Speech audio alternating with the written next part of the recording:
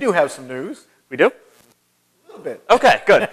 I want to tell you about Olympics. You remember back in the 1990s, the Fredericksburg area hosted a couple of pretty good Olympians, the late Mark Lindsay and Jeff Rouse, and they both captured gold medals in Olympic competition. Well, we just might have another local competitor in the upcoming Olympics. As Brook Point athlete and former Brook Point graduate, April Sinkler, finished second at the U.S. Track and Field Championships last weekend in the triple jump competition. She recorded a career best leap of 45 feet, 4.5 inches. But Tucker, to qualify for the World Championships, which are going to be held in China, she still needs a jump of 46 feet, 7.25 inches. So she's got her work cut out for her. Yeah, it's a really high standard when you get into that very, very top A level of the top level of your competition in Olympic sports, and especially for field events, something that a lot of people don't really pay attention to until the Olympic event themselves. Right. People don't really notice how high the standard is just to compete at this high a level. It seems like it's certainly attainable, so all the best luck to her. I think she can do it, but it's a very, very tough standard, and it's not easy. And as I mentioned, the leap that she had at the U.S. Track and Field Championships, that was a career best. I would imagine that her confidence level right now is sky high, trying to make the World Track and Field Championships. So I think from that standpoint, she's probably mentally in a pretty good shape. Oh, yeah, almost definitely. That confidence is a big thing, especially when it's just you competing against yourself out there.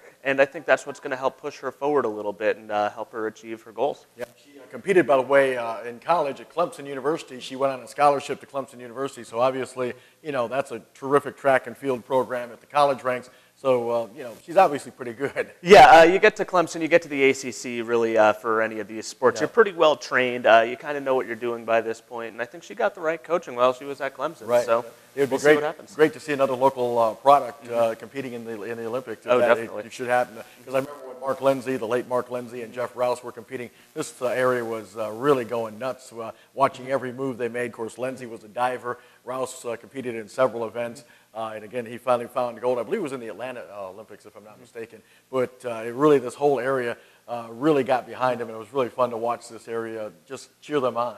Yeah, and I wasn't even living in this area, I'll tell you at this point. 96, I was still, not even in Virginia yet, but I've heard about it, so often over the years. Every time any top Olympic athlete gets into that top level of competition, everyone's questioning, are we going to have another Jeff Rouse? It's one of those stories that gets kind of passed down every so often, and it would be really exciting to see that happen again for us. And you mentioned, a lot of people think, well, is it that hard to make an Olympic team? Yeah, it is. Yes, well, I don't care what sport you're talking. It's tough to make. You have to have, and I know April's a good friend of my youngest daughter, Courtney. She texts with her and talks to her quite a bit. And she has been in training for several years, hoping that she'll attain that goal of competing in the Olympics. So we wish her a lot of luck. Oh, absolutely. Hey, do us proud. Exactly right. All right. American Legion baseball action. Spotsylvania Post 320 opened up their season on Tuesday night. They swept a doubleheader with Orange Post 156 on Tuesday. William Reiser, he not only did it on the mound, but also at the plate. He scattered 4 hits, struck out 15, and he also knocked in 3 runs for Spotsylvania Post 320 as they picked up a 5-0 win in the first game of that twin bill. So Reiser certainly looking good. Edwin Ortega, collected 3 hits as well for the Spotsylvania Post 320 as they win that game. Second game, quite different. It was a closer contest, but Spotsylvania Post 320 managed just 2 hits on the night, but they still were able to squeak out a 5-4 win. The reason, we always talk about solid defense. Orange Post 156 didn't have the defense, Tucker, because they had committed 4 errors. That contributed, I believe, to 3 unearned runs. Sometimes that's what errors will do. Errors and walks will kill you.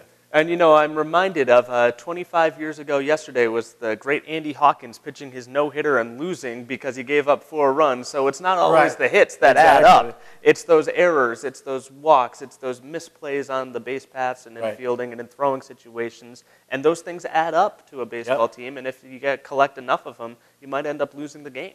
Orange Post 156, as I mentioned, committed the 4 errors. Tyler Mowbray and William Yeager had 2 hits each for Orange. Orange had 7 hits total, but again, couldn't pull out the victory. Spotsylvania Post 320 with the 5-4 victory. Staying on the sport of baseball in the high school ranks, one of the best, if not the best, baseball coaches in the Fredericksburg region announced that he was stepping down at Colonial Forge after 16 years as a head coach there.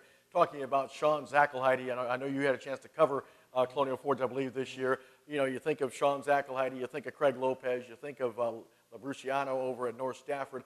Those three guys are probably the top in this area in the Fredericksburg region, and I know Colonial Forge is going to sorely miss the leadership of one Sean Zackelheide. Oh, yeah, and he's done a great job leading that team to a lot of success in the postseason in recent years, even when he was starting off, a lot of success in the postseason.